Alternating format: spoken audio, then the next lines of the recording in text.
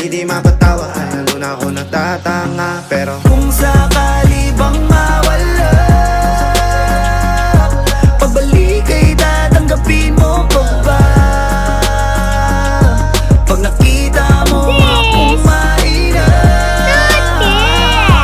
mamahalin mo pa ba? Gawa-gawa na si Tita ng kwarto. Mamahalin mo pa ba? Naiingit na kasi siya sa may kwarto na mga dyan. Mamahalin mo pa Kaya ba? aya, tignan niyo si Noah.